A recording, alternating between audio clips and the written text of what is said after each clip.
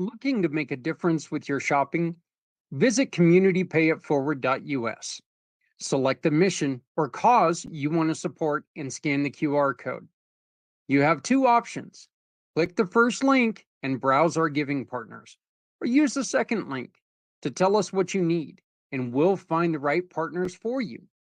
Shop with these partners and keep your receipt or invoice. Next, click a picture or simply upload a picture of your receipt to the portal in every form, adding your name and email address. Your purchase now turns into a donation to the mission you've chosen. Community Pay It Forward shares your business story with those in need of your services to rally support for those who need us all.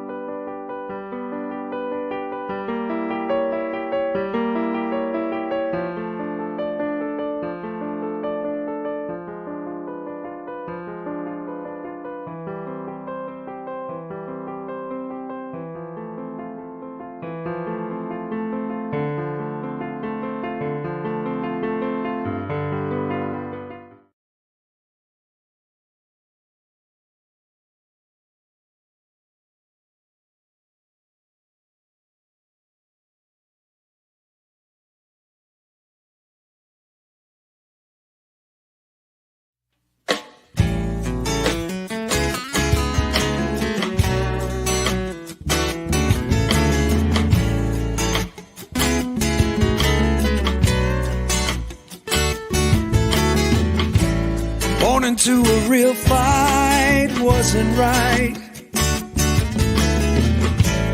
Where can she dream here? Took a hold of her life, left at night. Hey everybody, how's it going? Zach Clayton, Community Pay It Forward, Community Dare to Care, and the PAC channels. What the heck are we doing on at 2:03 on a Friday afternoon? Good question. Simple answer. I want to thank Sean Winnington for allowing me to be part of his show for as long as I was. It was pretty much 2 years ago. I took over as a full-time producer, even though he kept giving my wife credit, because, he was twisted. I was the one doing the work. Me. But Sean has been given an offer, and he's decided to take that offer. He's going to go be an exotic dancer. Ugh. That's a horrifying thought. And it's not true. Sean has been given a radio show, and he is going to go that route, and he's going to give up podcasting, at least for a little bit. We will see what happens. We'll see how it goes. I just wish him the very best of luck. So we also had a very unique opportunity to where this morning I was able to talk to three of the most wonderful people I've been able to talk to in a while. And we're going to play these interviews, and I want to share them with you because each one of them has something very special. The first person you're going to meet today is Miss Angela Fowler. with real life access. In the spot prior to me going live, me coming on, you saw a little spot from Mr. Z, and he was talking about accessibility. Angela is a huge part of the People with Disabilities Act. She's very she's very involved. She even talks about getting involved in an upcoming fight against California. She also brings together a good point that people who design websites might want to listen to what she's saying and really take to mind when you go to build someone's website, because you are responsible for your own products. Okay, if somebody bakes a cake and it tastes like crap, it's damage on you. If you build a website and people can't see it, people can't access it because they're physically unable to, it's kind of on you. And her point about we take it out on the mom and pop individuals, and that's it. She's right on that, and that's pretty tough. And so her goal is to make sure that these website designers really take and have that thought that, what, we need to do a better job and make sure that people can see our work. So I am proud to introduce you to Angela Fowler of Real Life Access. Eventually. All right. Hey everybody, how's it going? Very pleased to introduce you to one of our brand new gold family members, giving partners, Angela Fowler, the founder of Real Life Access. Welcome to the show, Angela.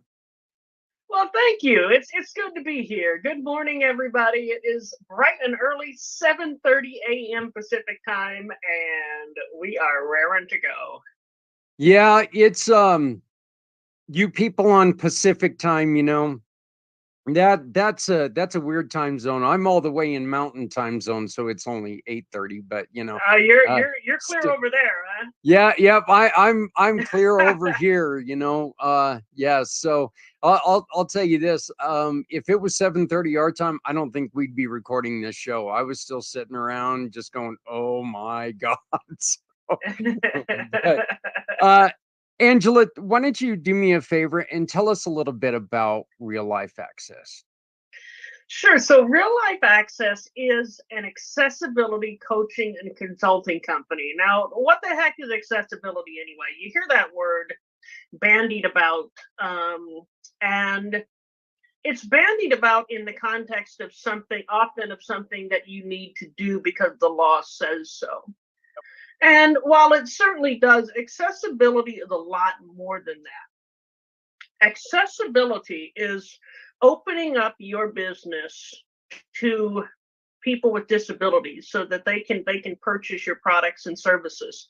People with disabilities between the ages of 18 and 64 have a buying power collectively of like $500 million.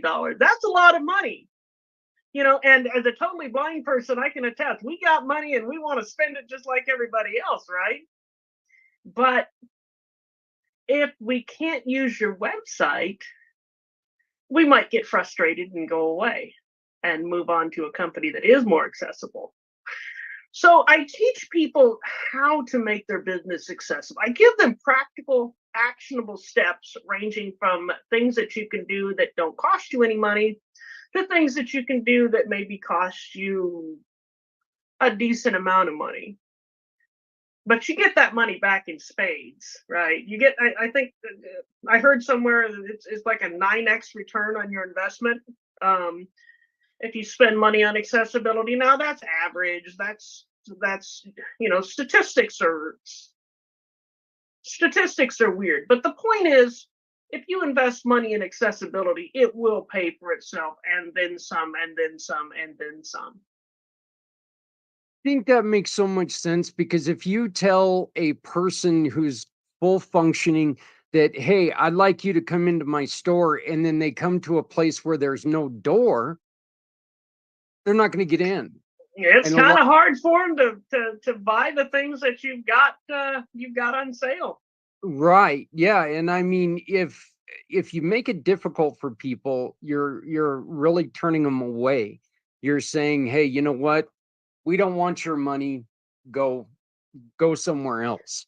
So I know a good friend of yours and a really good friend of mine, Mr. Z. We ended up trying to get into a joint venture with an individual that we told them, when we approached him about uh, the access problems they had for people with who were differently abled. I know that the guy said, well, we don't need to put a wheelchair ramp up on our website. First off, I found that very, very insulting. And I don't like being called stupid ever. And that was just basically this guy telling me I was an idiot. um what are some of the things that you coach people on and tell people that they need to do, and none of it has to do with a wheelchair ramp on your website? Well, certainly none of it has to do with the wheelchair ramp on your website. There and snark aside, it just goes to show you disability isn't. When people think of disability, they have, as it were, certain archetypes in their head.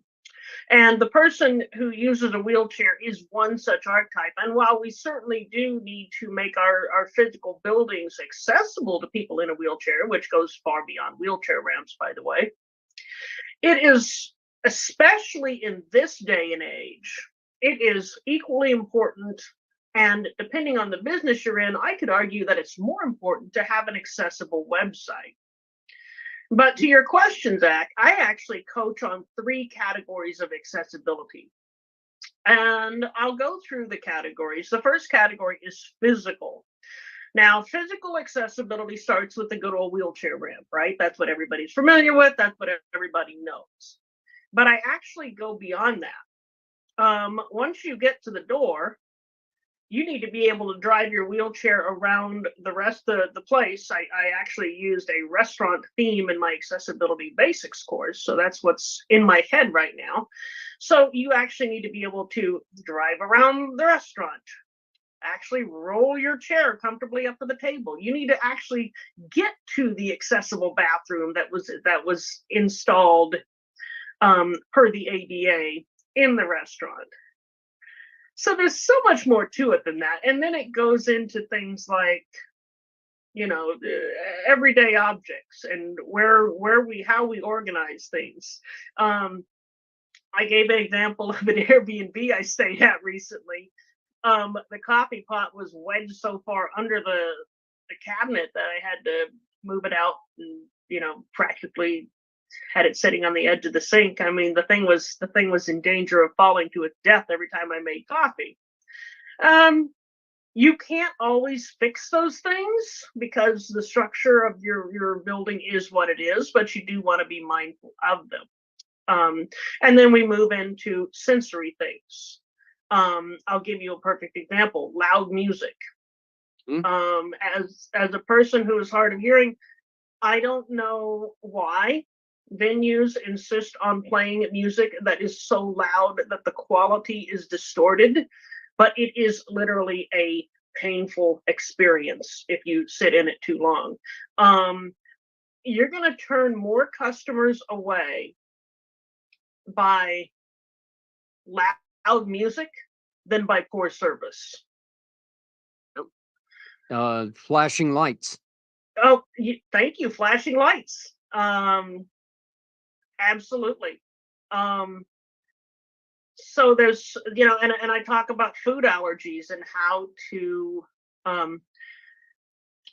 organize things so that people with food allergies can partake as well and can know what's safe to eat and what isn't. There is so much more to physical accessibility than just a good old wheelchair ramp. And then the second category is digital accessibility. Now that's the website. It starts with the website, and we go into accessible content, making text accessible so that people can read it,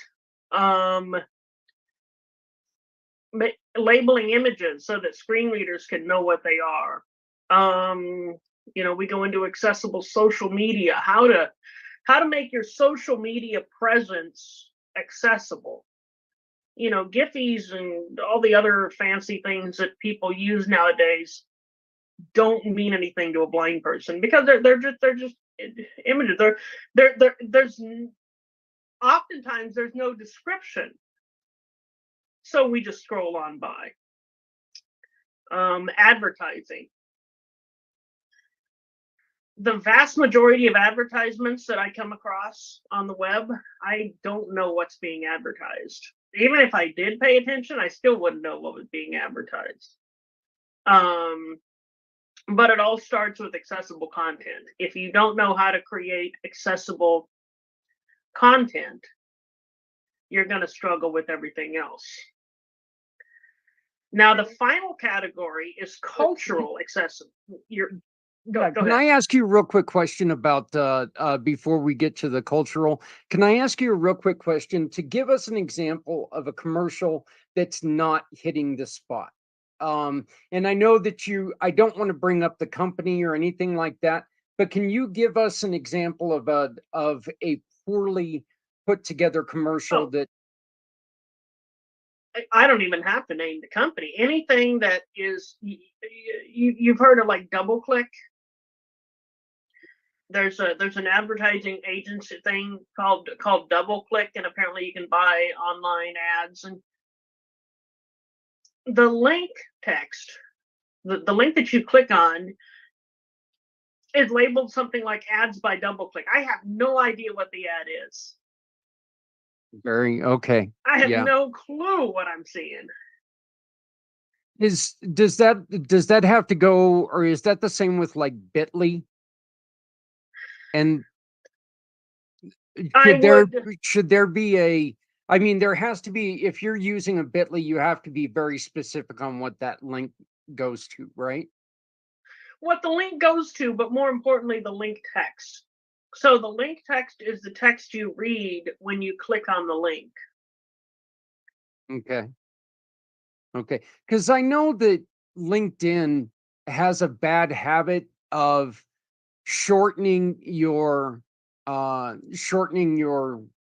links, and when you take and you copy and paste a link, it goes to a LinkedIn type Bitly link. Is there a problem with those?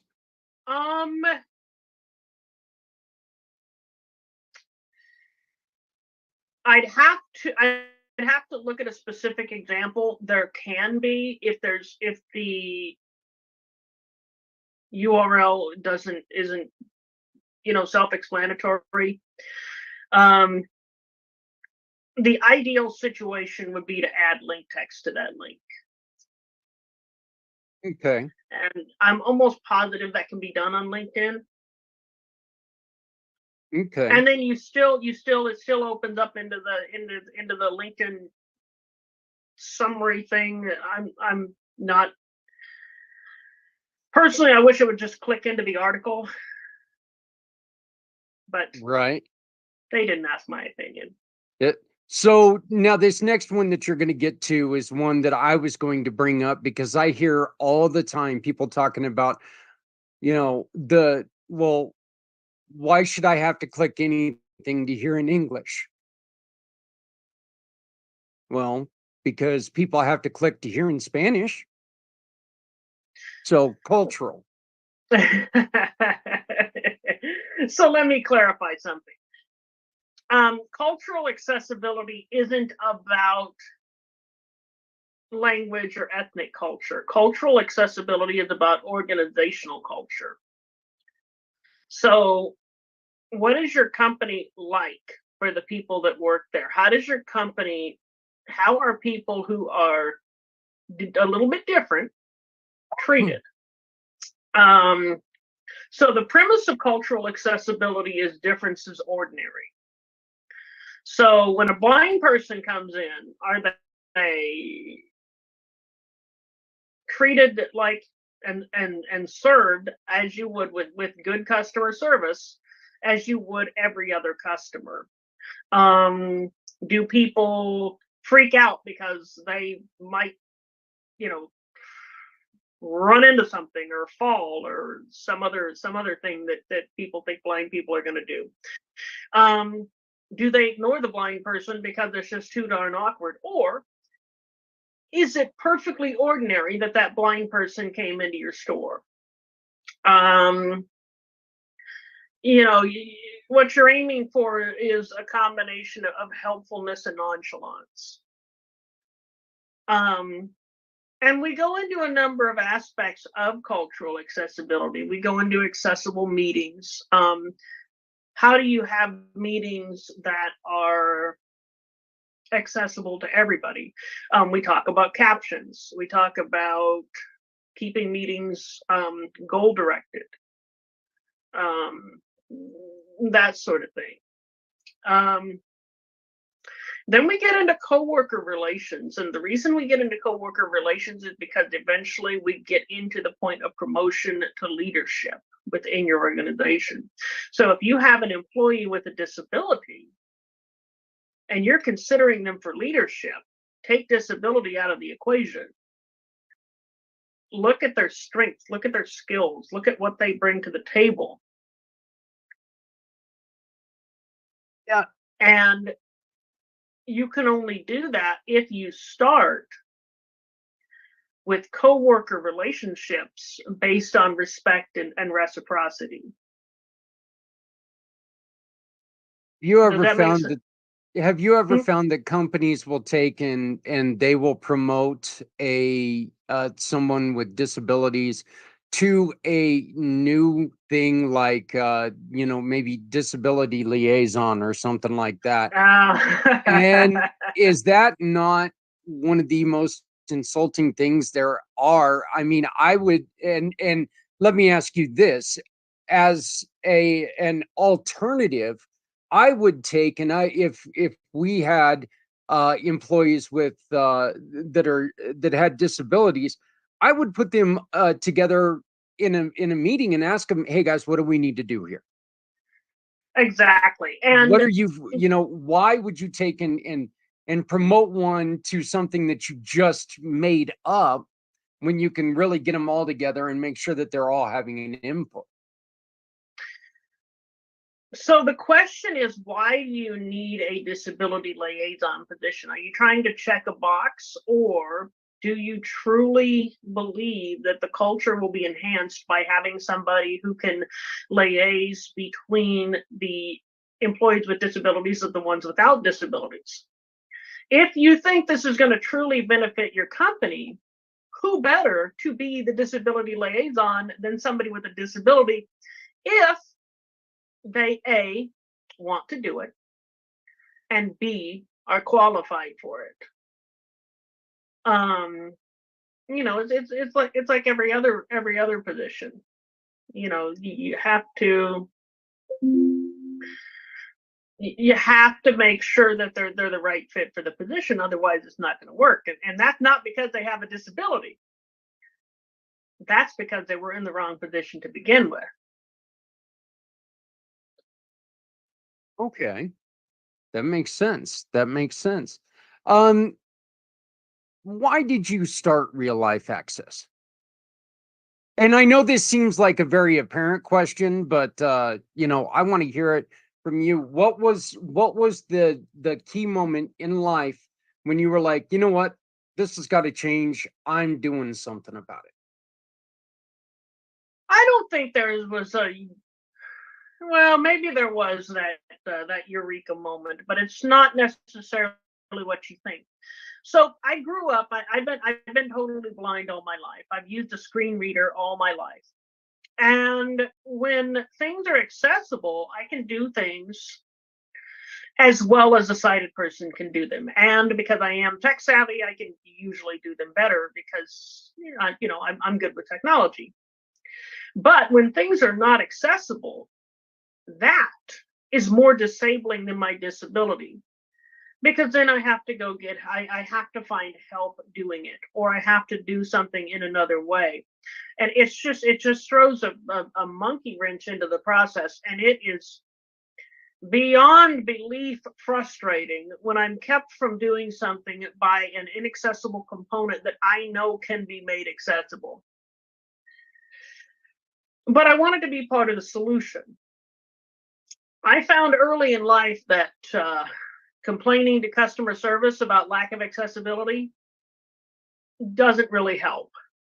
First of all, they probably don't know what they probably don't know what accessibility is. And second of all, they don't know who to escalate the problem to.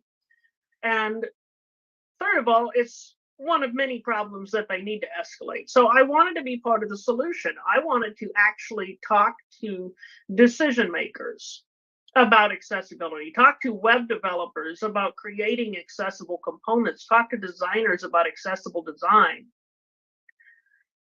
But it didn't really click for me until I got a job working for a contractor that works on the VA website, Department of Veterans Affairs. And I started working with these designers and developers who had varying knowledges. Oh boy, it truly is early. Varying degrees of knowledge of accessibility. And it hit me. The vast majority of these folks want to do the right thing. They want to make things accessible. And that I think that goes for a lot of people. People want to make things accessible. They just don't know how. And in some cases, accessibility hasn't even crossed their mind because maybe they haven't met somebody with a disability yet.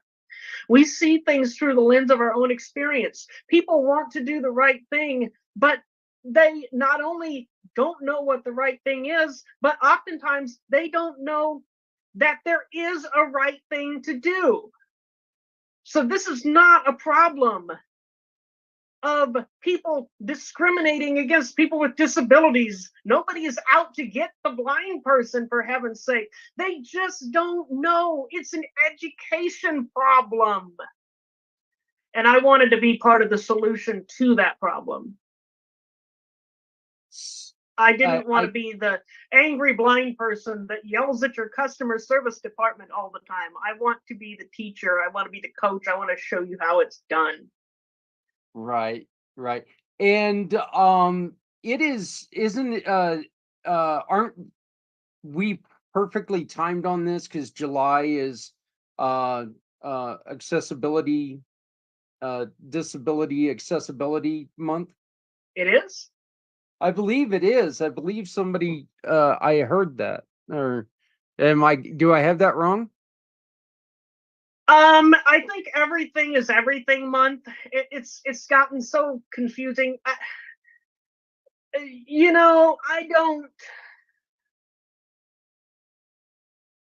Every day should be Accessibility Awareness Day. I agree with you there. Not because we have all these events and things, but every day we should be mindful of the need for accessibility. Every day I should be mindful of the need for accessibility.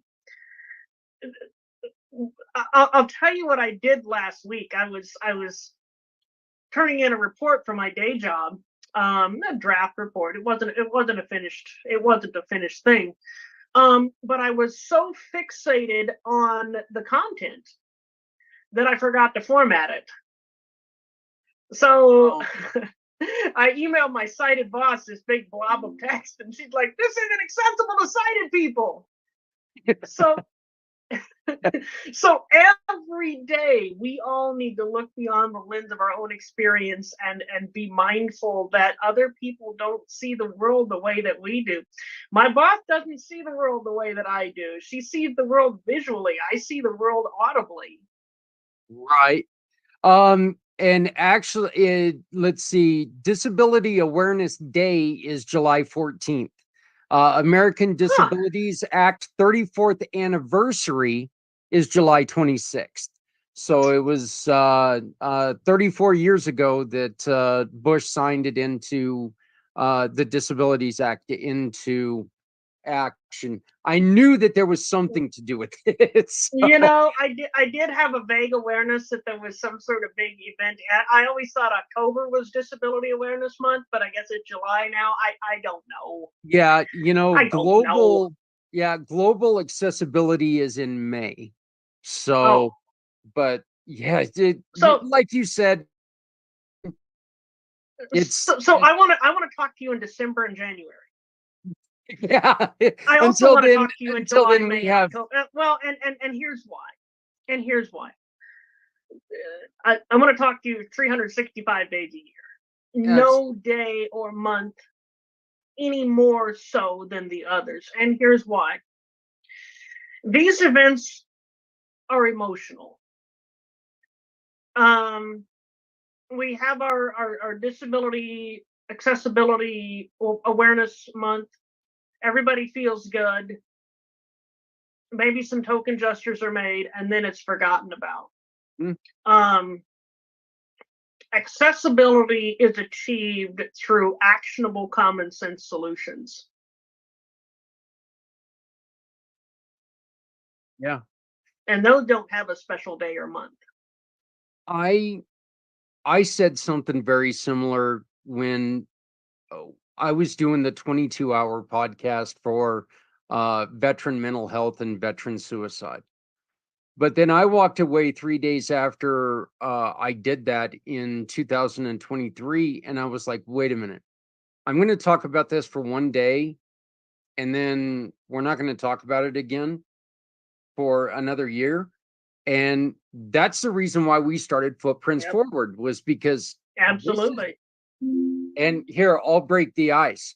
This is bullshit. I shouldn't just talk about this. I shouldn't just talk about this once a year. I should talk about it all the time. And so we created Footprints Forward. 100% correct. And here's what happens on Global Accessibility Awareness Day. That's the one that happened sometime in May. Right. Your social media, your LinkedIn posts got saturated with advocacy type posts on accessibility. That doesn't help you if you already know you need to be accessible, but you don't know how. Mm-hmm. It doesn't convince you if you're looking at the 100th don't discriminate against this post. That's just going to turn you off to our message. Yeah. Yep. And it riles me up that we've gotten. Advocacy is necessary, especially when it comes to government agencies and government services. But what businesses need is solutions. Yep. It's easy to find these solutions as well. There are people out there working with you right now. Are you able to speak on what you and Z and Trevor are doing? Well, we've got a whole nother venture going. I talk about coaching and consulting because that's specifically a real life access thing.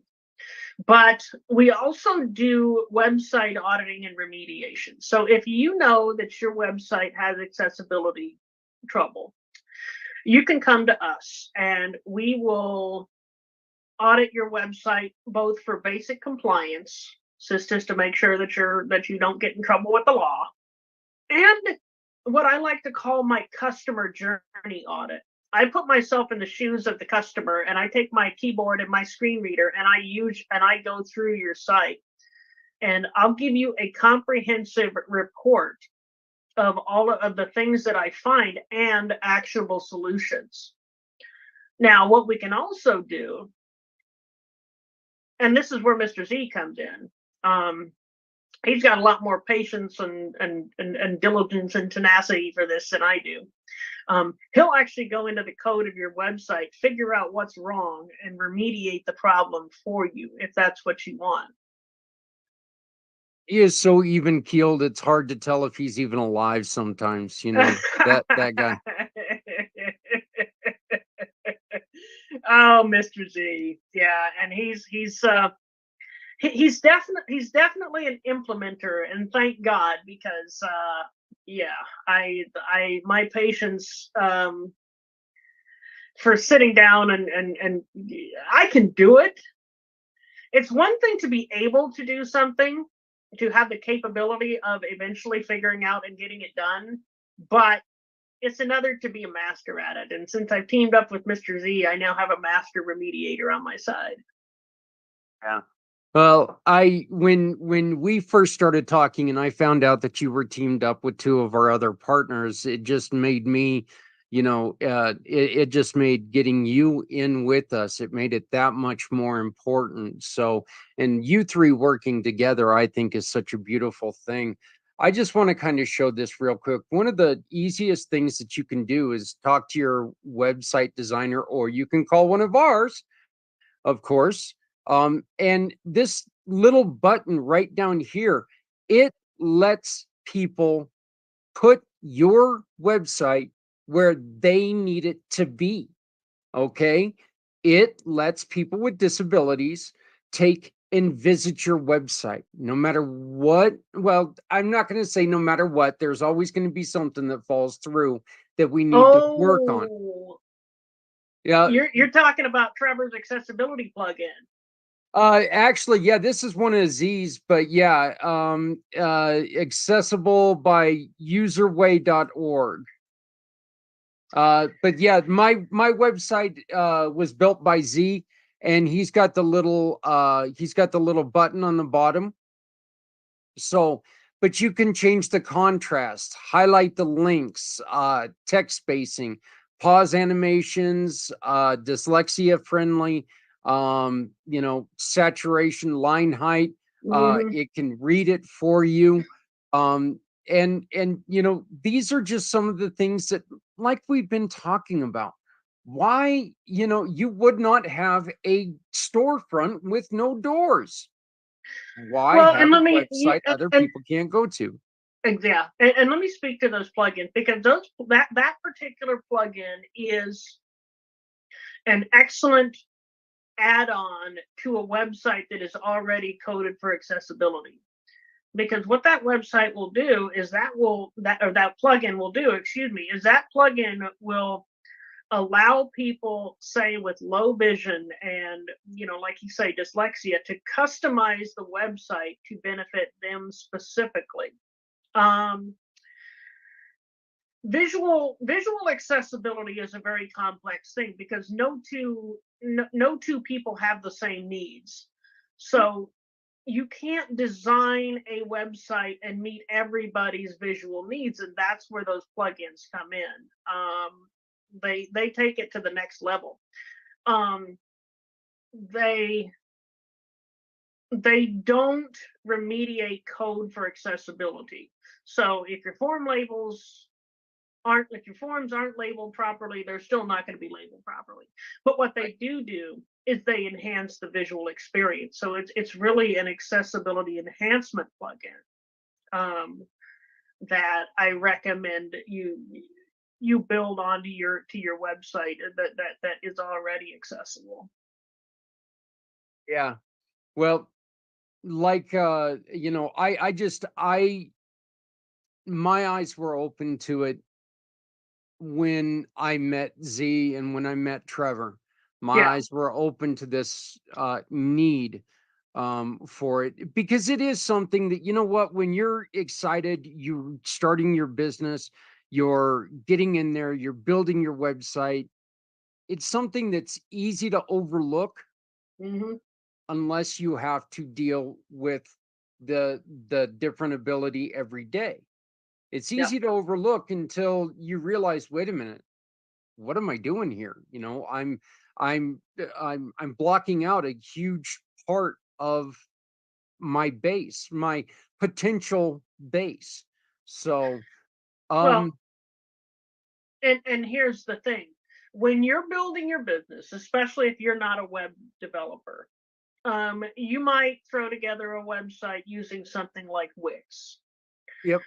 And it is understandable that you would trust Wix to provide an accessible experience, because that's what they're the website people. That's what they do. Many, if not most, of those quickie website builder platforms do not code their stuff for accessibility. Why is that? Why did they not, I other than time and money, in which I know that that's the answer for everything pretty much, but why don't they understand that? And I know that they also offer some of this for an additional fee, but it's behind the times. I know it's so far behind what technology is.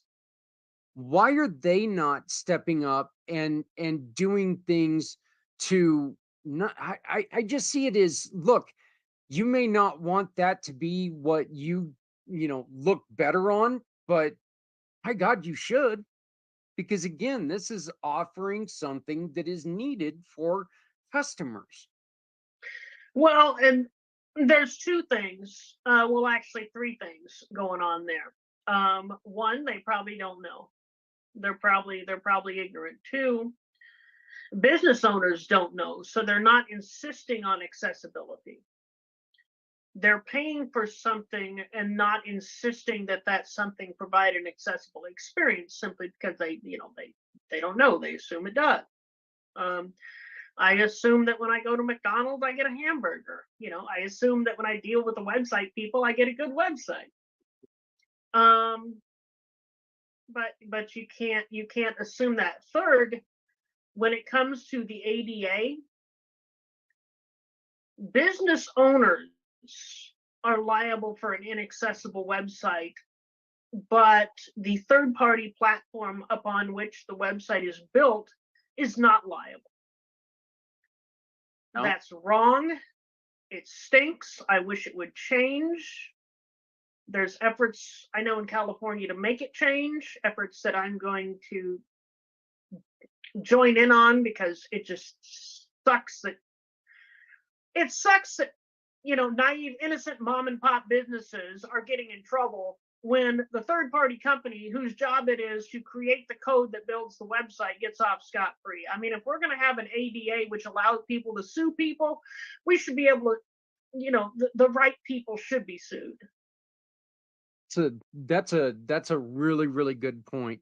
The other thing is that I think that there should be some accountability to where that money goes. That is one. There's a lot of money hungry lawyers that are getting a lot. Oh yes, I call them shark lawyers. Yeah, that are padding their pockets Yeah. in the name of the rights Yeah. of the people who are disabled.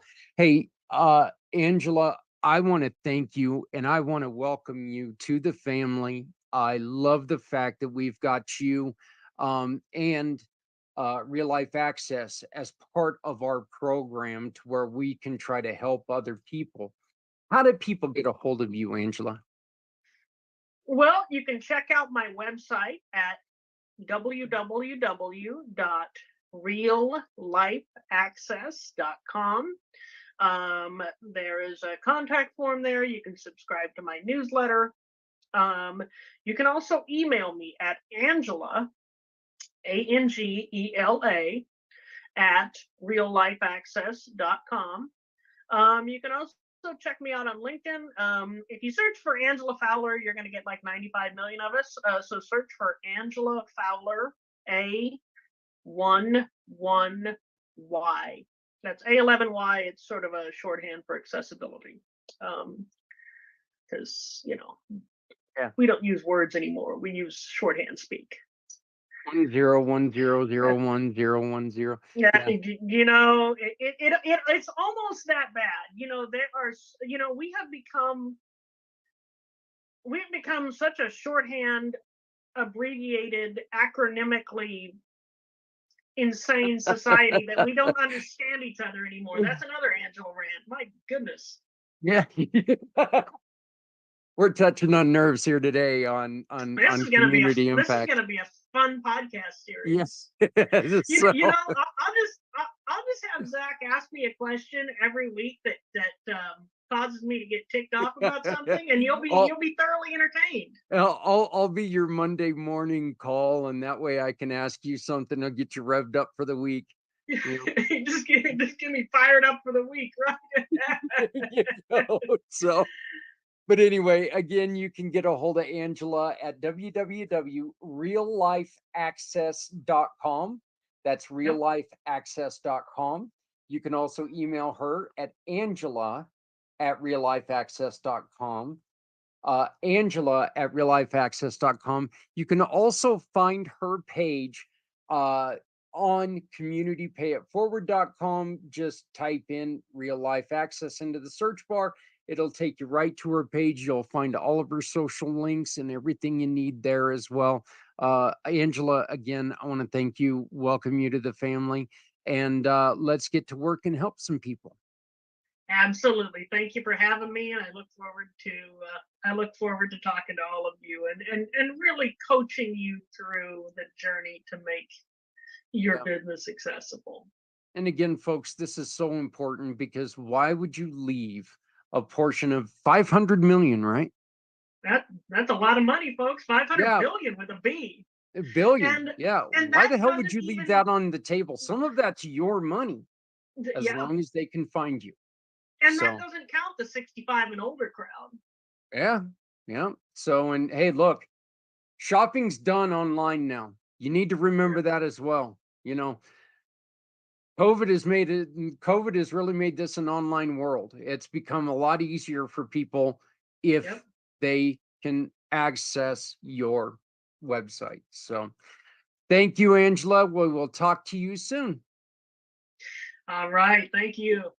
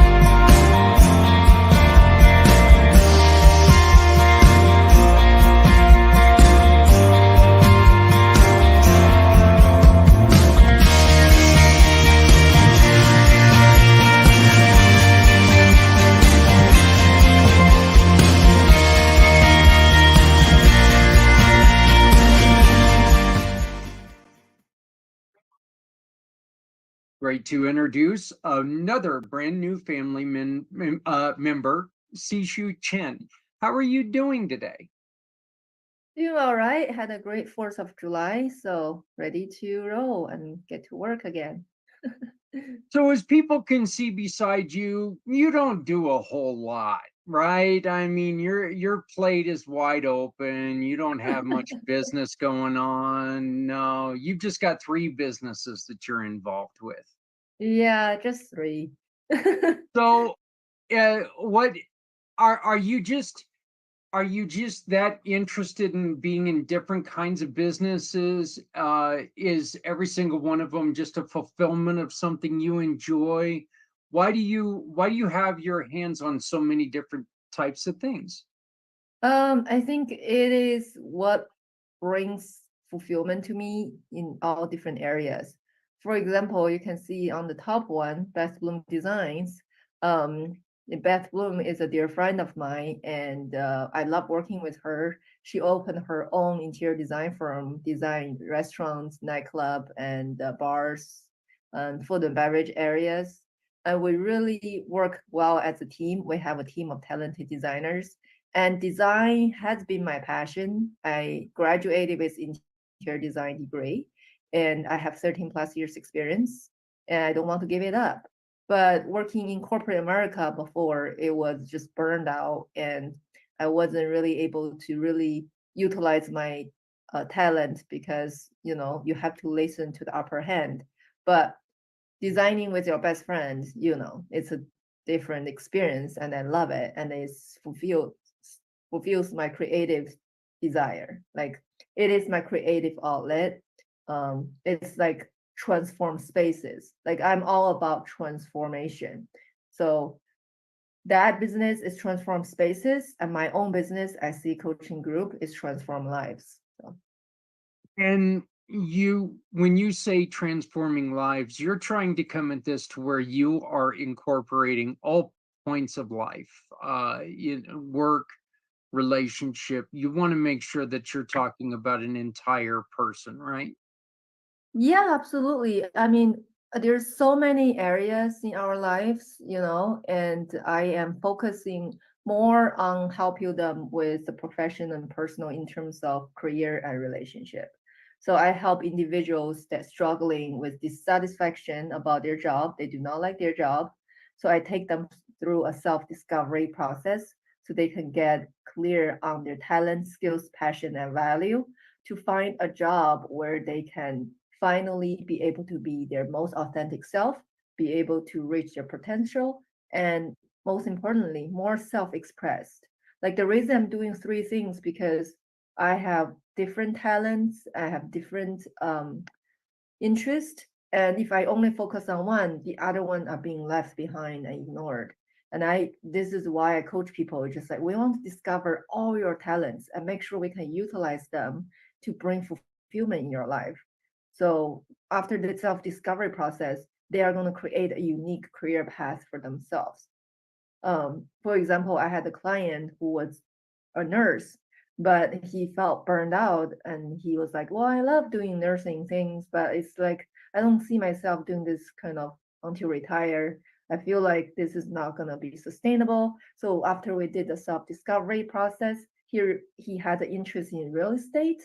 So now he is thinking to combine his nursing background with real estate and actually become a developer for senior homes. You see how beautiful that Yeah. combination is? Yeah, absolutely. Burnout is caused by what? Mm, in with what you see, what is burnout usually? What's the first step of burnout? Is it just accepting a job that you're just not right for, or is it just an overload? I think there's so many different factors come to burnout. One could be that the job is way too challenging for your skills. It doesn't mean that you are not good enough. It doesn't mean you're, less than. It just means that this job is not right for you, and your skills should be utilized for somewhere else. And another thing for burnout is just overworked. Like, I used to work 80 hours a week. I mean, Hmm. I'm not a machine. Like I need rest. And when you work that much, it is a burnout. Like your body literally get burned out, right? And another thing also is emotional stress. Like if you are unhappy, you don't want to go to work, but you drag yourself to, all that energy you spend in the back of your head to get yourself up and going. That's a lot of energy. That will burn you out too. So And that last one there, the stress, that could also have a lot to do with your relationship at home, could it not? absolutely. That's why I want to help people in the both area, because I feel like if you are unhappy with your job, more or less you're gonna lash out at your partner when you go home, or at least not gonna bring your best self to spend time with your partner because you're not happy inside, and it's hard to pretend and put a smile on your face and have a good time, right? So it's very important that the fulfillment comes from you and comes from that you doing what you love. that you like having such a good day at work and come back and share the good news with your partner, and you guys grow together and being supportive with each other. What is the most important thing that we do for ourselves to make sure that we maintain in a positive mindset? Because look, no matter what's going on, we control our own well-being, but what's something that we all need to do to maintain to start our day and make sure that we're in a good mindset? You mean what we should do, Yes. or what's Yeah. important? Well, I think the number one thing that came to mind is integrity. Like we should absolutely be 100% honest with ourselves at all time. If you don't like something, say you don't like something, and don't say that you do, because then you are having an internal and external incongruency. So that will cause all kinds of trouble through your health, relationship, or manifested through the people you attract. Like, it's a chain reaction. So step number one is to have the integrity intact. So the famous book, The Way of Integrity by Martha Beck, she said that our final home, well, it sounds like a final home as if like it's not. So it's like our true home is peace. And to get there is through the way of integrity. And I 100% agree. I think you are the one feeling your own feelings. And if you're not having integrity, then you will feel the internal struggle, stress, conflict, all the negative emotions. But as soon as you got 100% honest and clear out all the confusion and anything that gets in the way, you'll feel a sense of peace. And that sense of peace will attract peaceful situations. How often do people, you mentioned that you that you were working 80 hours a week. How many people take and overload themselves at work to run away from home life? And I ask this because you know what?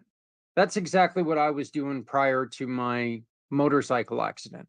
I was working 70 hours a week to stay away from home. And Wow. and I was just thinking to myself, Sixu, that I should have met you about 10 years ago. I because because that's when I was working for someone else and having all kinds of issues. But do people stay at work and work themselves into into problems because they're trying to run away from things? Absolutely. I mean, I'm not trying to be a psychologist here, but it's very common people use work to distract themselves from feeling emotions. That's why people become workaholic, because they don't know. I mean, they are gonna feel negative emotions or pain, or have to deal with the uncomfortable emotions they don't want to deal with if they stop being busy. So they have to constantly stay busy so they don't think about the emotion. But the emotion never goes away; it just gets suppressed, and they just get more and more unhappy. And it's almost just like the sand in the water. The water is never gonna get clear until you take the sand out. And you can't pretend it's not there. It's always gonna be there. Yeah. What was the thing that turned you from interior design into coaching? What was the moment? That's a great question. Well, chronologically speaking, in terms of timeline, it's the pandemic. And I'm sure the pandemic shifted many people's life. But even before the pandemic, I was evaluating my life in terms of, do I want to just do this for another 5, 10 years? And I was working at a smaller interior design firm and seeing my boss owning the firm, but being stressed, and her herself have to work until 9, 10 p.m. every day. And I'm just like the best I could do is owning my own firm eventually. Do I want to? And I realized I don't. I don't want that kind of lifestyle. I want more freedom in terms of I don't want to work that much and make work becoming my life. So, and also I feel lucky that I got laid off. That forces me to rethink what I want to do next, because after that many years of burnout, you really do not want to do another interview to just get into the same burnout. You know what I mean? Like I have such a resistance to put my resume together and go to more interviews for the similar type of job, because what people tend to do is, it's the same resume that gets you this previous job, you're going to get another job just like that. And I just didn't want to do that. So I went through a soul searching journey and really asked myself what else I can be doing, what is really making me, what really could be the reason to get me off bed. And then I realized I want to help people. And if somebody needs my help, that will really get me off the bed in a second. And then look into how that looked like. I actually thought about becoming a therapist and counselor and social worker and all that. But then I realized coaching has all the other kind of factors that I'm looking for. You had the ambition to start this, but how careful did you have to be that you went from putting everything into 80 hours a week, working your butt off? How careful did you have to be that you didn't just go on ahead and say, you know what, nope, I can't do this. I got to go back to doing the 80-hour thing. I'm just going to slip back into what I know and to heck with everything else. How careful did you have to be? And how often do people fall into that trap that, I want to do this, but I need to get back to the grind? Well, it's that emotional security, like it's security comfort zone versus taking a risk, taking leap of faith, facing the unknown, right? And for me, I just know the past was absolutely what I do not want. I do not Mm, know what the future holds, but I'm definitely not going back. And that was clear for me. yeah. Mm. I and I joke about this all the time. I tell people this all the time, that one of the first things that I thought of, and this is going back to where you said that, I thought about doing my own firm, but then I decided, no, that's not for me. I had my own transformation right there, because my first thought was, enjoy being part of creating events. So I'll get into being an event planner. But then I had that instantaneous thought in my head, oh, no, no, no, no. I don't like people enough to try to plan events for them. Getting into that high level stress area with people, that just wasn't going to work with me. I mean, having that much wound up stress between two people probably wouldn't have been a good idea. So how how much do you try to convince people to take a second look and make sure that this is what they want to do? Because we are a species that springs to action a lot of times without giving it much thought. It's because we're in survival mode. I Okay. try to convince people that once you have the self-confidence, you know who you are. I mean, my whole journey that I take people through is the self-discovery the self-discovery process to help them understand themselves so they know who they are. And at that point, they have more self-confidence, because the reason people are not confident is not just because they don't have confidence, because they don't even have clarity.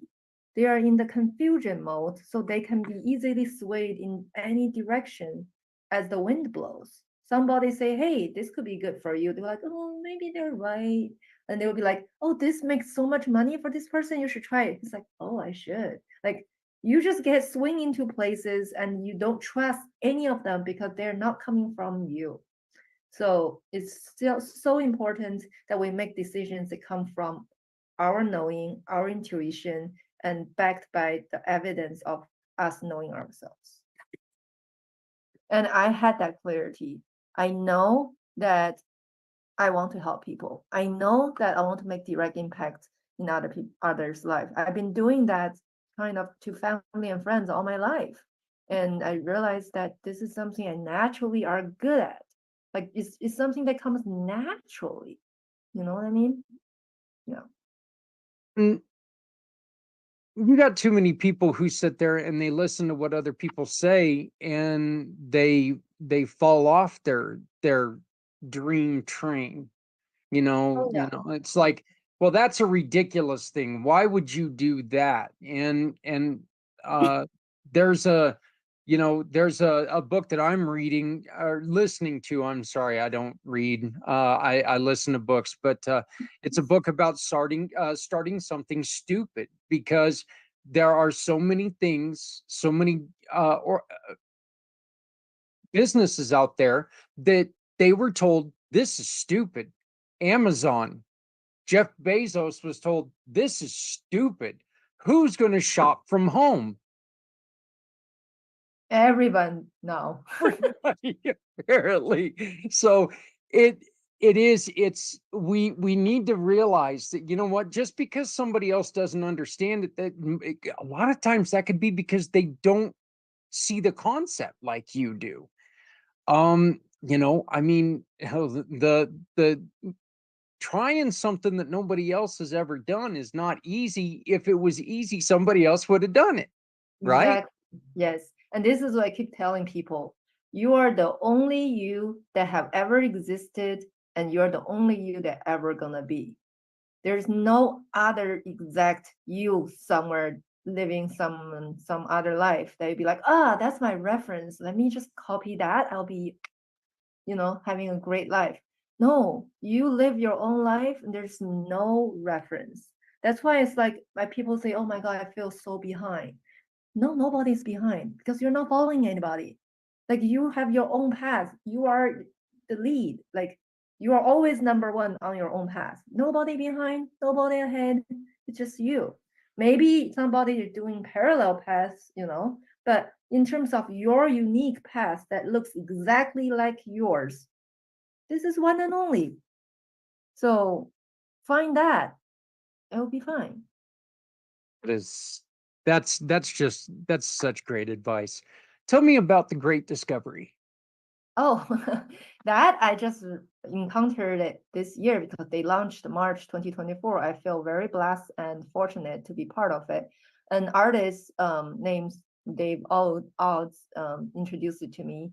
And when he introduced to me, he said if I could create an art lesson and people from Africa will pay only $2 to learn it, I'm in. Like my education is now actually accessible and affordable. So which really touched me too, which is like, wow, there's something like that to allow knowledge to finally be accessible and affordable. And what the Great Discovery does is basically have all the above that I just mentioned. It has the AI translation technology, which will translate your knowledge into 100+ languages, so the language barrier disappears, and then it matches the price to the local economy. So there's no more, oh, I can't afford a first country education thing anymore. You are in a third world country, no problem. We're gonna match the price to what you can afford, and you can afford um, the education in US without being in a US school. Isn't that amazing? And also it's a community, it's a marketplace, it's a affiliate marketplace.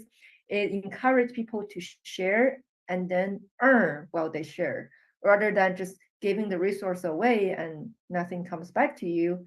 Once you share, you get commission, you get passive income, and for me it's like I've been looking for a stream of passive income, and there's a lot of opportunity out there, if like a job shipping to like MLM selling products and stuff, but that takes me away from my business. And the Great Discovery doesn't take me away from my business. In fact, it enhances my business, it supports my business. I am selling my courses on the Great Discovery. I am allowing my client to access my knowledge through the Great Discovery, right? Like I'm not going away from my business. This is a platform, a tool that I can use to expand my business, to grow my business. So, I mean, I just feel so fortunate to be part of it. See, that is so neat because one of the things that I do to relax, and I don't do very many things to relax. I love work. I love doing what, you and I are doing together. I love doing this.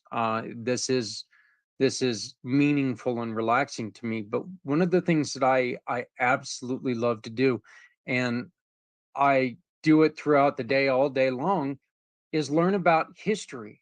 And that really brings to the way that I ask you about your history. What, I really think that learning about people's history and learning about the past is such a great way to relive, to live our future.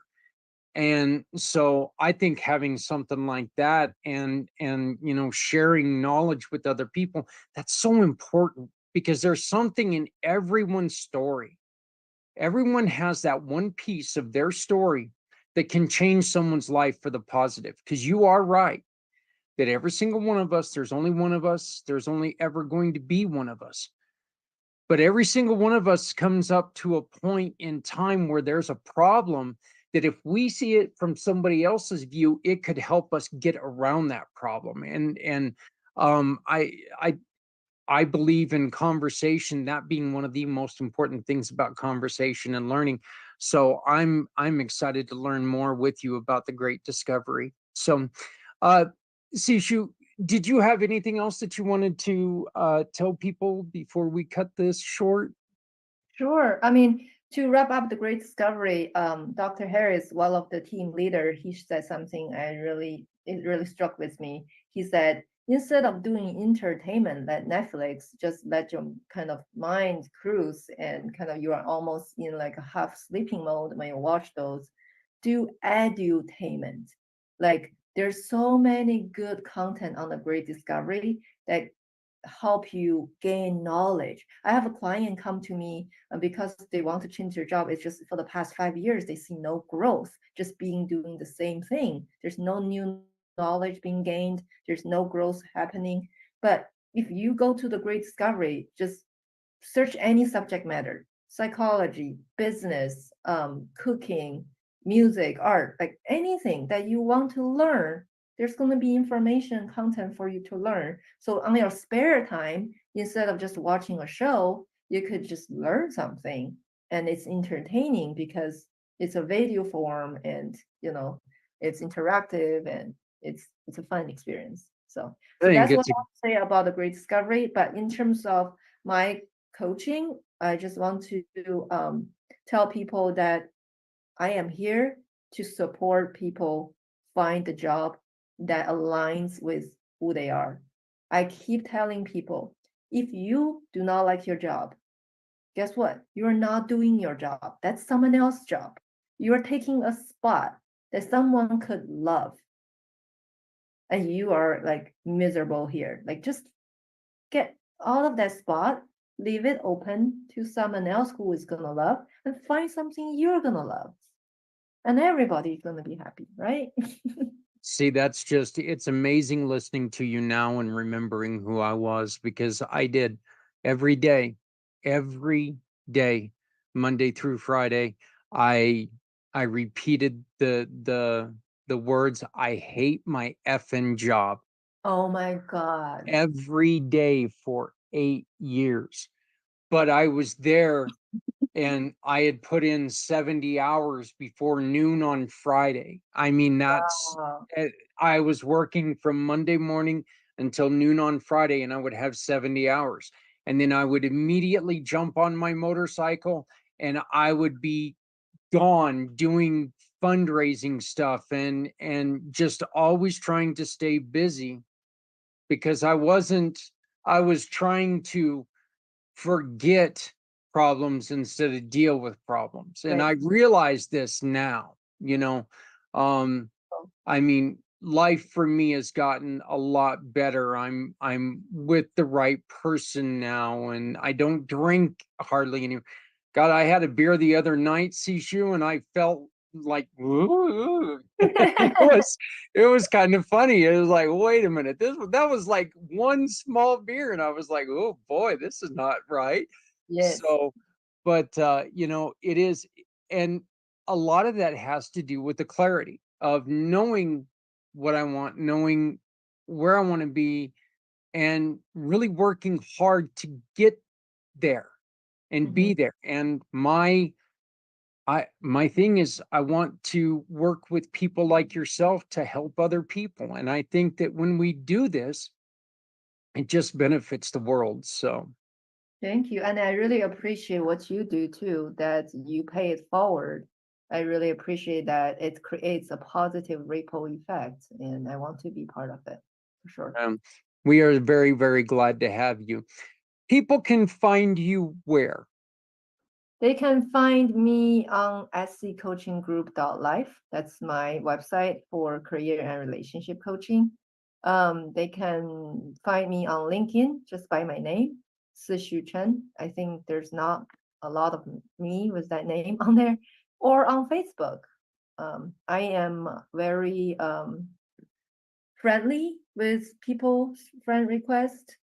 I sometimes share valuable information. If people want to be friends on Facebook or reach me on LinkedIn, I'm usually welcome that, and then we can start talking. And if it makes sense to get on a call, I'm always happy to get on a call with people. So if someone who are listening now are struggling with either career or relationship or unsatisfied, you don't have to be. Let's talk, and I want you to feel more fulfillment starting tomorrow. I love it. I appreciate you so much. I appreciate what you're doing. And I am really looking forward to working with you for a long time. You can also contact her at info at SCcoachinggroup.life. That's info at SCcoachinggroup.life. Yes, that's the email that you can use to send me. So, and then you can get a hold of all of her social media links, her email address, all of that stuff by going to communitypayitforward.us, and you can find her under family needs. So, Sixu, I want to thank you so very much for taking the time to talk to us today. I greatly appreciate this, and I invite you to please your post where you're sharing information. Please share them with our family. Let's make sure that people see you and your genius, and let's help as many as we can. Awesome. Thank you so much. And the last thing I want to mention is that I'm also LGBTQ friendly. I have supported transgender and lesbian, gay, doesn't matter. It's just who you are. I went to Pride myself, and I want to encourage people to be unapologetically themselves. You know what? I want to say this, and I'm not bringing the politics into this, but I do want to say this. The other night, I heard Joe Biden talk about the first time that he saw two men being affectionate with each other. And he looked at his dad and he said, and he kind of was taken aback. And he looked at his dad, and his dad said simply, they love each other. It's all we need. We're all souls, and we're just having different expression in our physical body. It's that connection that we feel with each other that draws we towards each other. It's that love energy. Absolutely.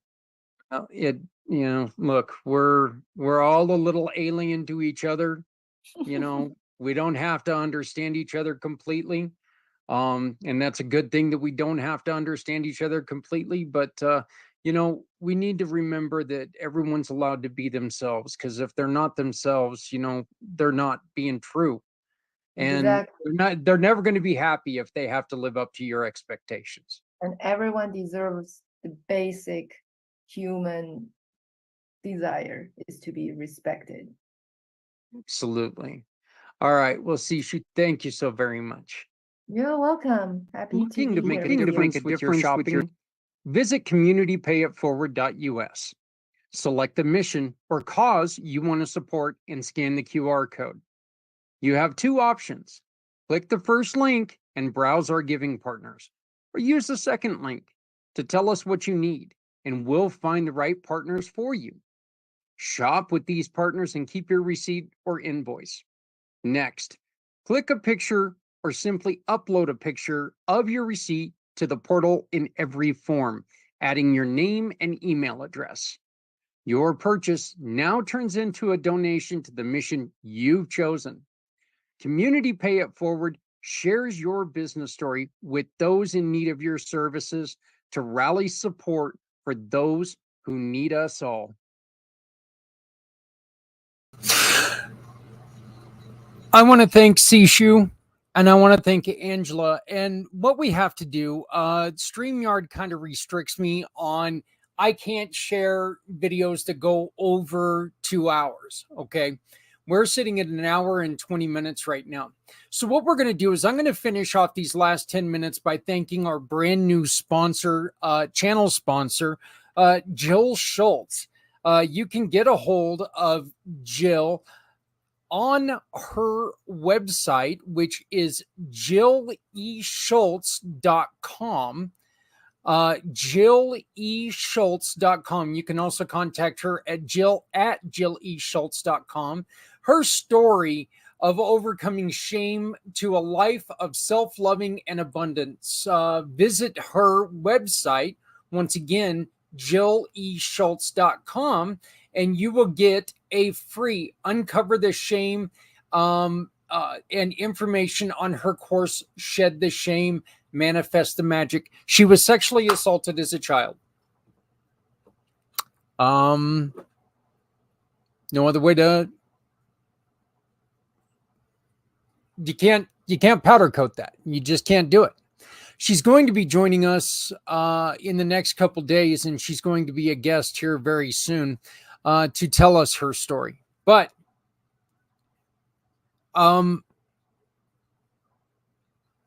she's another example of what we love here. You just saw two lovely ladies who worked very hard to overcome things that happened bad in their lives and turn them into something amazing. Not only that, but they're working really hard to make sure that you can follow in their directions and continue what they do to be amazing. So I want to thank Jill, jilleschultz.com, for sponsoring the PACT channel. She is our first exclusively PACT channel sponsor. I want to thank her very much for coming on here and keeping us on the air at least for a couple months. So, which is fantastic. We get a couple more of those, and things might turn really good. I did want to mention this, that Angela and I are working with our really good friend Daniel from Pieces of Me. And we are going to put together a show with those two. If you remember back around February, we met Daniel. Daniel is also blind, and Pieces of Me is a wonderful, wonderful foundation that they're trying to help people who are disabled. So, but Daniel and Angela are going to be working on putting together a show. And one of the things that Angela and I want to do is we want to get together with Mr. Z and Trevor, bring them both on with us, and really talk about some of the things that they've got going. With theirs. We're also going to be working really close with Sixu on her program. When she started talking about that course she had, I got really excited. I truly do feel the day you stop learning is the day that you die, and you just should not stop learning. I do still have the Ciara Joy video that I have got to share with you because it is amazing. She is such a wonderful, person, and she went through hell. There's no other way to say it. She went through a mental hell. She lost she lost a precious member of her family in her dog. Her grandmother was sick, and she mentions her grandmother. And she really went through a tough time. And she had an incident where she was feeling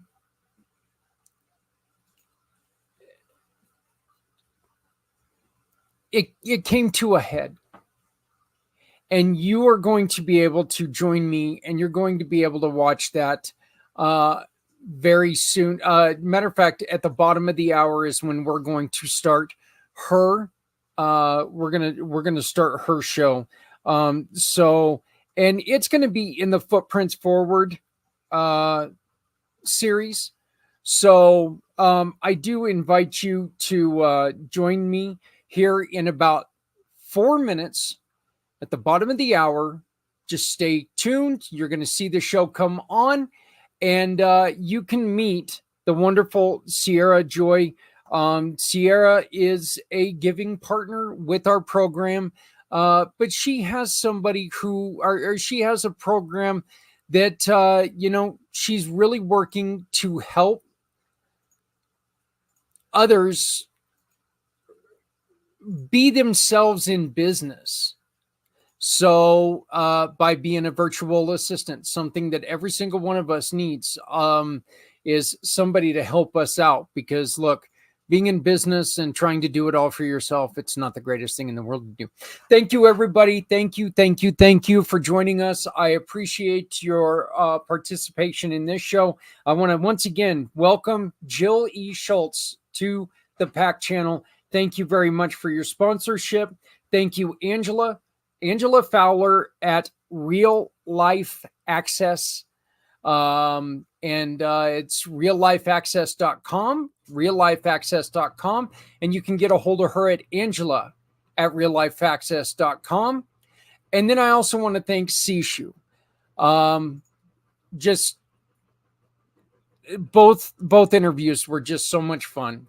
You can get a hold of Sixu at SCcoachinggroup.life, SCcoachinggroup.life, and email her at info@SCcoachinggroup.life.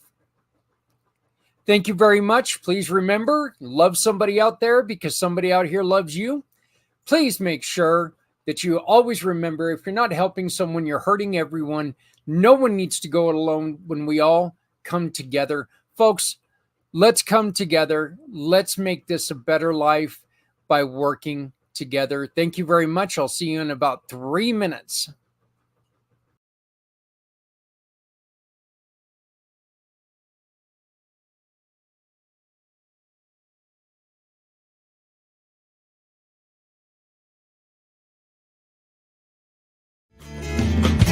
Stepping out of her fear, bring me home,